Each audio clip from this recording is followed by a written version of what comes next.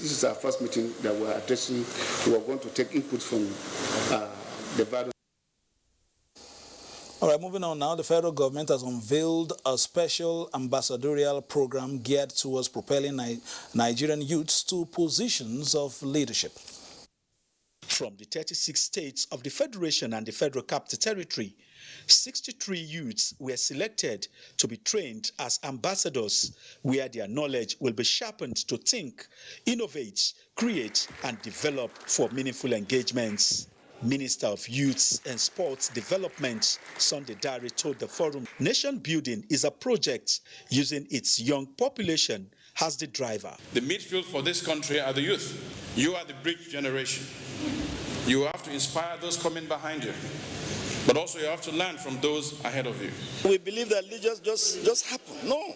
Leaders are raised, they are groomed, they are taught, they are educated. So at every level we must make sure that people are groomed and raised to take responsibility and be leaders. In leadership, it is that person who has the character, who has the commitment, and who is prepared to make sacrifices.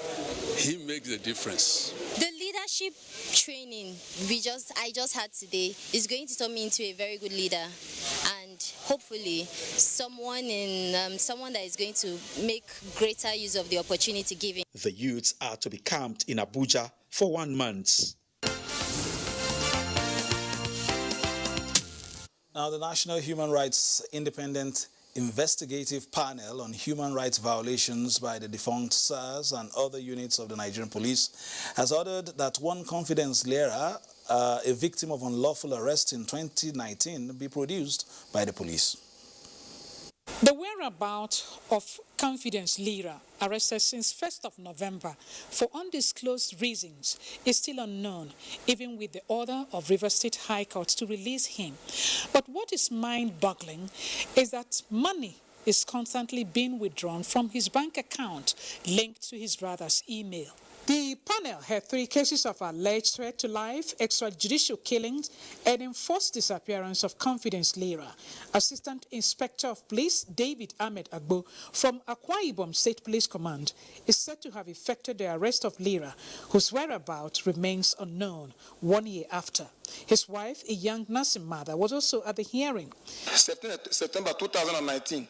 The ASP David Ahmed met me, demanding 3 million naira. That was the balance I was supposed to pay to him. That he wanted to settle his office in his Oga in Abuja. The first to 5th respondents are to be served with fresh hearing notice, with the order that they produce the missing Edward Dumsira Lira on that day.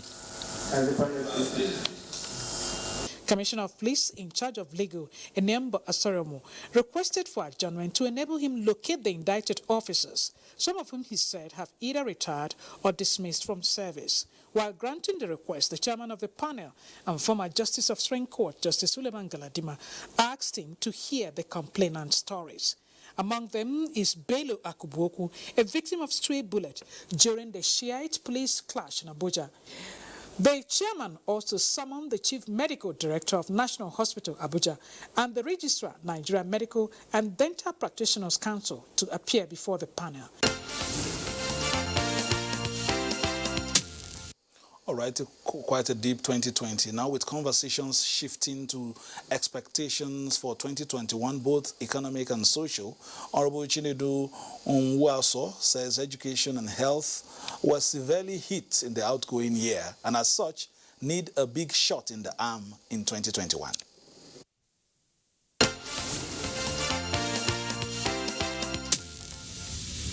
Talking about the education, we noticed that we have a lot of schools in Nigeria.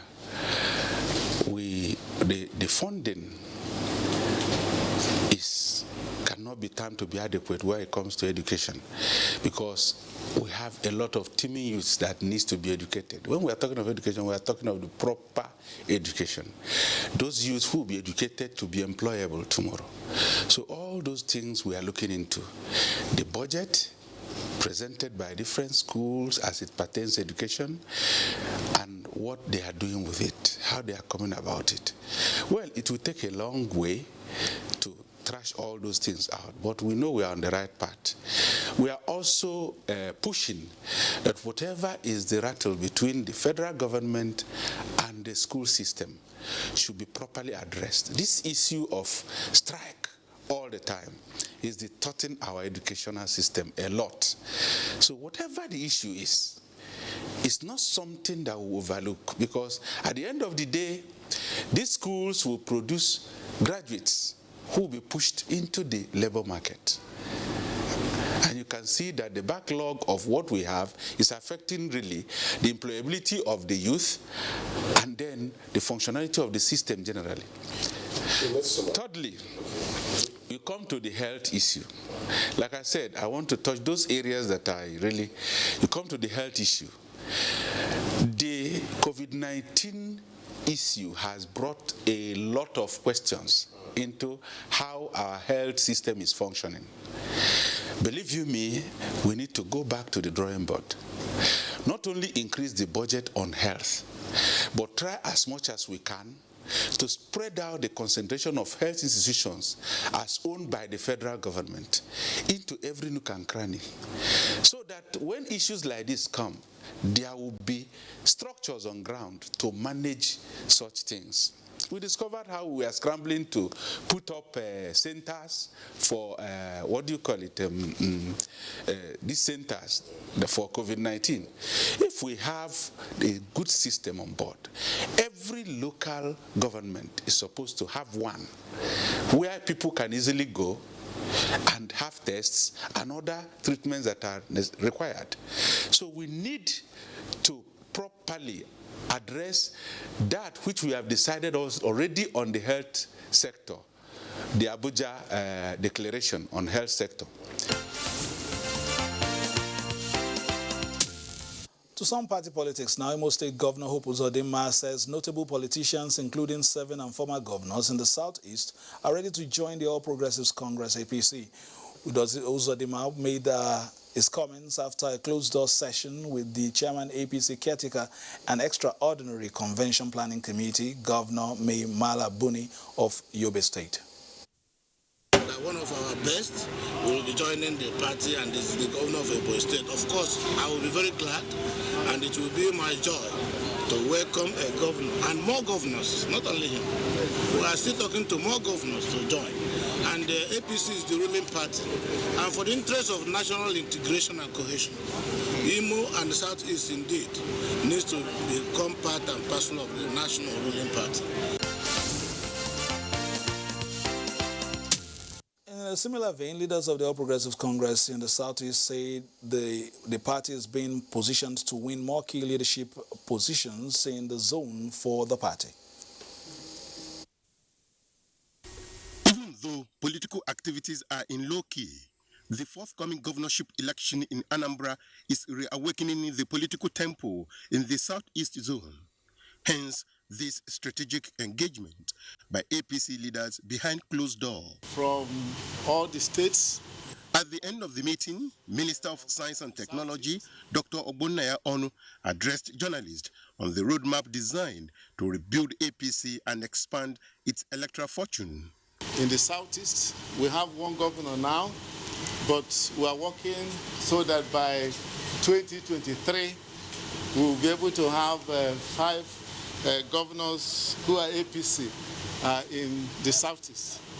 Former Senate President, a member of the 13-member APC caretaker and extraordinary National Convention Planning Committee, Ken Nnamani, reaffirmed that some serving and former governors from the opposition parties in the Southeast are being expected to join the APC. Our gate is wide open for every person who loves democracy. The APC train has left the station, but we keep stopping at various stations. If any person is willing to join, we'll pick you up. And there's a comfortable seat. The meeting was attended by top politicians, including serving and former governors, ministers, and the APC state chairman from the Southeast. All right, That's our bit on political update, but we still expecting if we can still join Professor Uchenna Nwaneri, but we understand that we just lost him there via Zoom. That has been the program for today. Many thanks for joining us today. We'll be back again on Friday for another package. My name is Fisao Gunfi, thanking you for staying tuned. All the best, and play your politics for the greater good. Bye-bye now.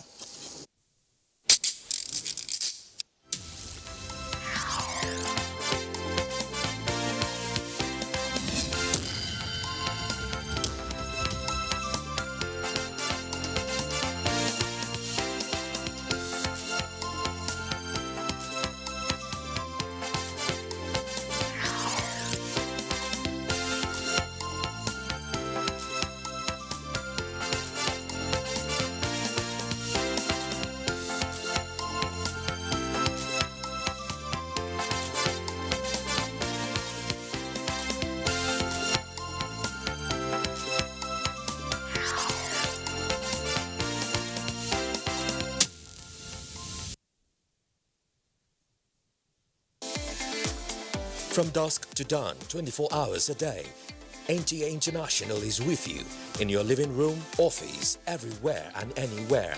We provide the company you desire in terms of balanced and up-to-date news, programs and the best of entertainment. Tune in to DSTV channel 251, GoTV channel 91, Freeview UK channel 264, or you can download www.visiontv.co.uk. App for iOS or Android, Intelsat 901 degree east. You can also see us on Facebook and YouTube for quality content on the go. NTA International, Africa's window to the world.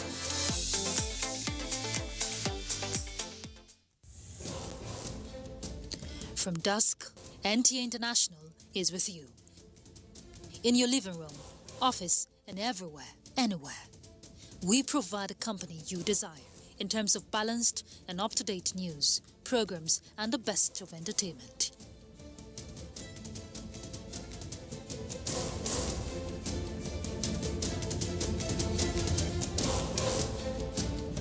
Tune in to DSTV channel 251, GoTV channel 91, Freeview channel 264, or live streaming via www.visiontv.co.uk. Application for iOS or Android. Intelsat 901/332.5 degrees east. You can also see us on Facebook and YouTube for quality content on the go. NTA International, Africa's window to the world.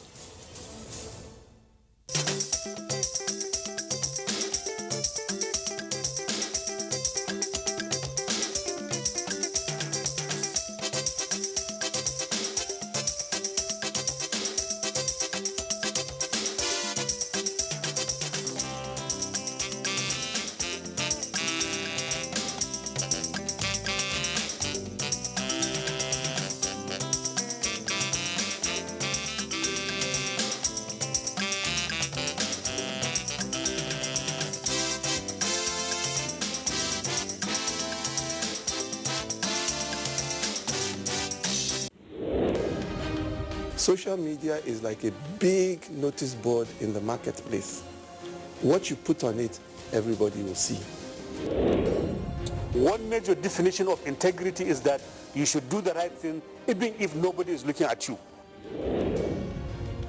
At what point do we as a people stand still and say, no, we no longer want money to become that thing that determines who we choose as leaders? We are 50% of the population, and I really feel that it would make a lot of difference, a big boost to our development if there were more women participation.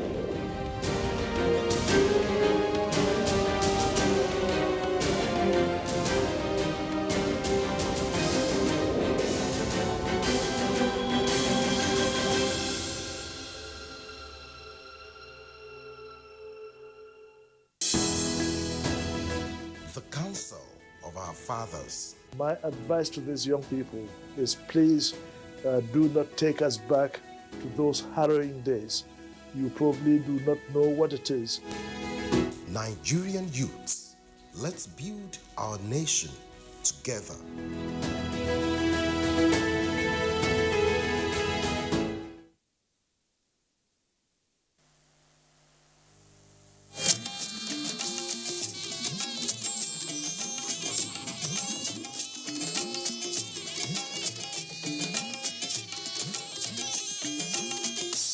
This is the network service of the NTA.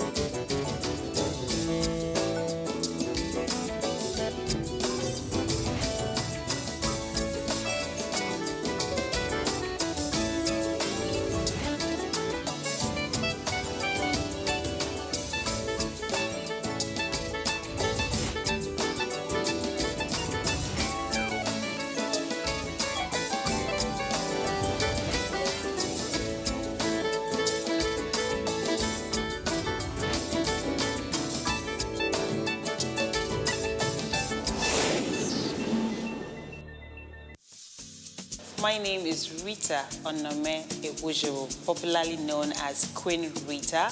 I am the station manager of Hot 98.3 FM. So yes, I am a broadcast journalist, an MC, and a whole lot more. You already know her golden voice as Queen of the Airwaves. And today you'll get to know her a little more intimately as she joins us for a very special edition of the program. The Style team set up shop at Hot 98.3 FM for a series of illuminating conversations with Queen Rita.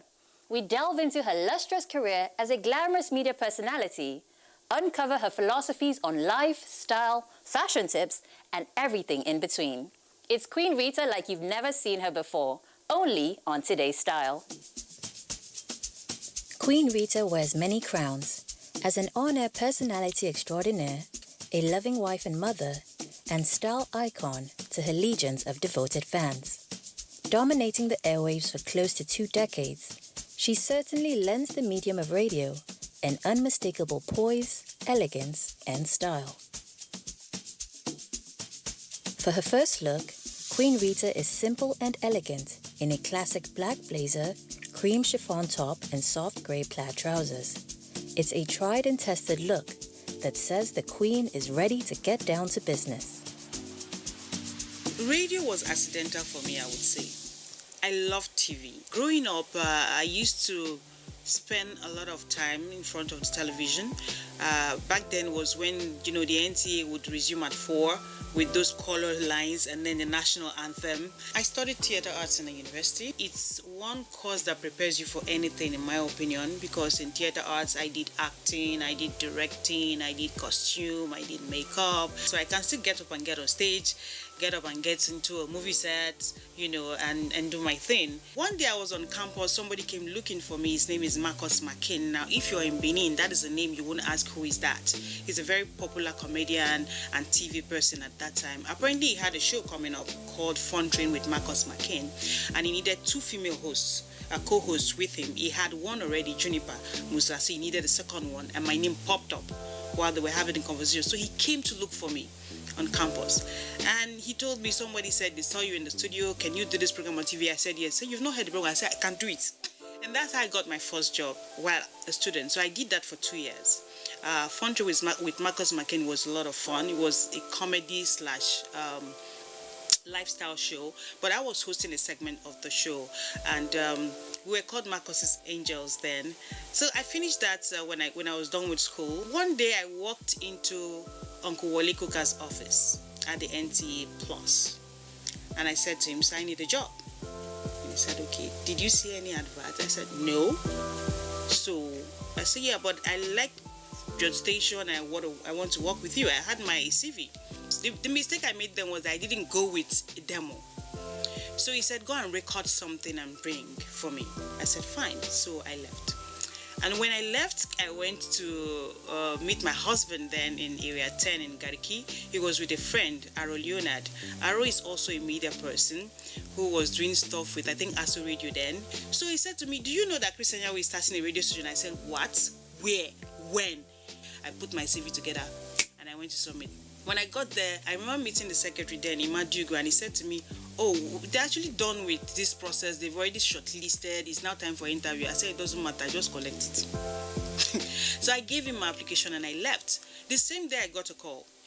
And I remember him telling me, this is a case of the last shall become the first. So I was eventually invited for the interview. I attended the interview. It was pretty rigorous, trust me. It was something. But, well, it's over 15 years since then. I still work with Hot FM, so you know how that went. So yeah, that's how come I got into radio. It wasn't the plan, but I've enjoyed every single day of it. Really. Chaz B, God rest his soul, was my co-host on the morning show. And when I started doing the morning show with him, the first day we actually cracked the mic together, I saw him looking at me in a certain way. And when we turned down the mics and he looked at me and said, "Whoa, Rita, you are good. You are so good. You rule this mic. I'm not going to call you just Rita. You are the queen. You are Queen Rita." And that's it.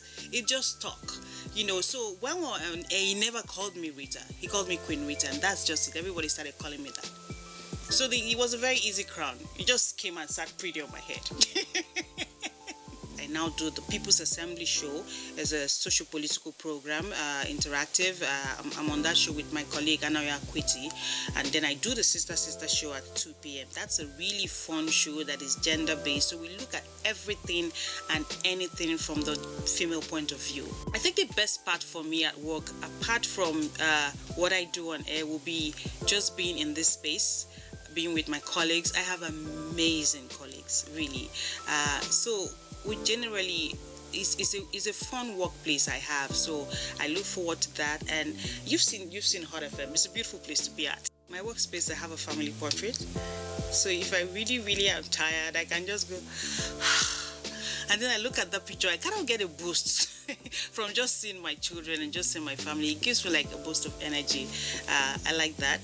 And I also love the fact that I can get up from my office. I walk around 2 offices. There is an open office where I share with my colleagues. It's probably my favorite part. I hardly use my personal office except when I have meetings and stuff with people who are coming from outside the building. Other than that, I can take a walk.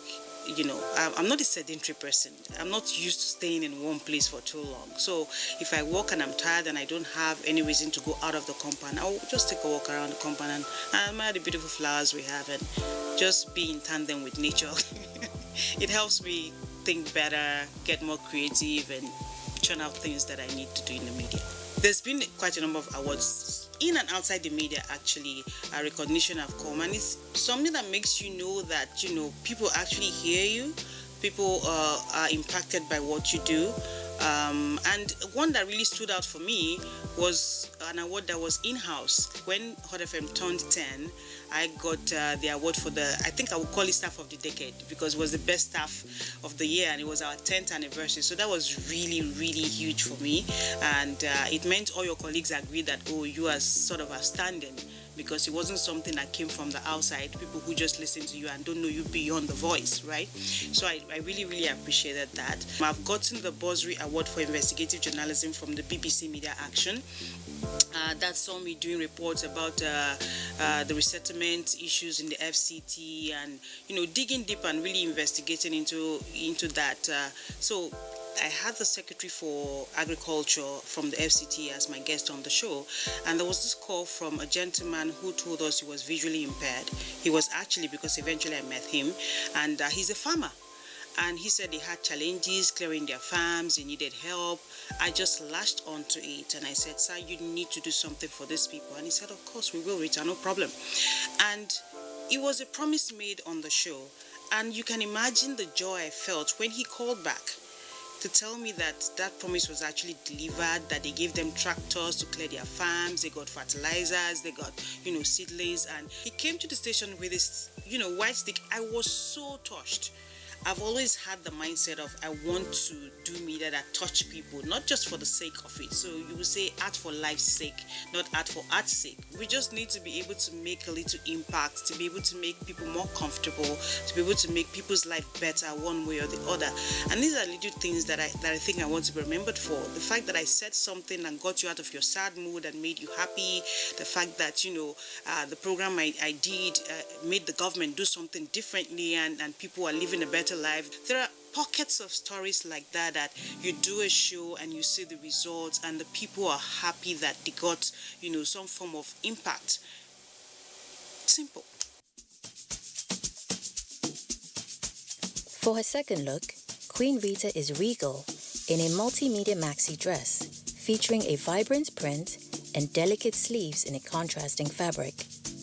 The colorful outfit sets a playful mood, and she's ready to spill the secrets of her beauty and fashion regimen. Now, let's talk about fashion. Most of what I learned about fashion, I learned from my adorable big sister, Mrs. Ruth Alawade, who is a fashion designer. She taught me to just dress the way I'm comfortable in. And boy, did she spoil my wardrobe when I was in school and even now. I have sketched for a very long time, actually. As a young girl, when I was in, I think from primary 5, I used to get jotters. You know, plain page jotters, and I would do a lot of dresses, mostly wedding dresses. I don't know why, but I did a lot of sketching at that point. And my mom owned a fashion place in Balogun Market in Lagos. My younger sister sews, my elder sister sews, but I'm the only one who designs and does not get on the machine. So I do sketch and I design.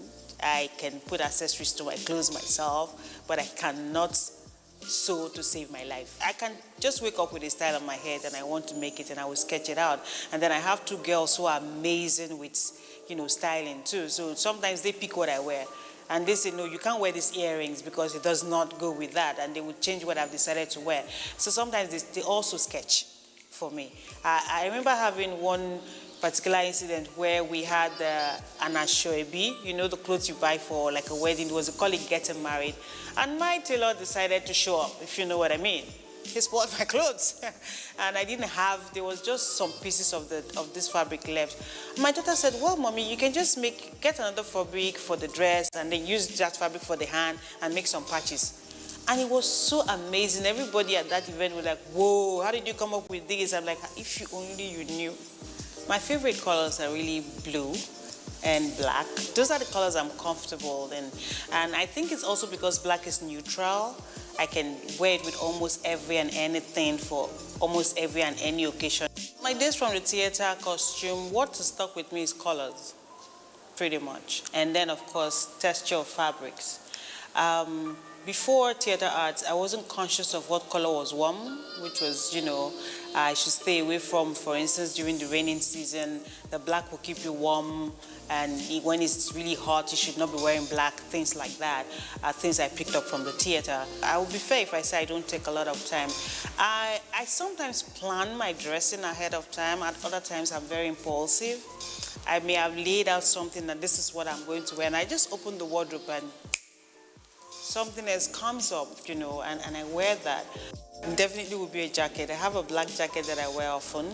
That's because, you know, with a black jacket, you can rock anything. Change your camisole, change your pants, change your camisole, change your skirt, you're good to go.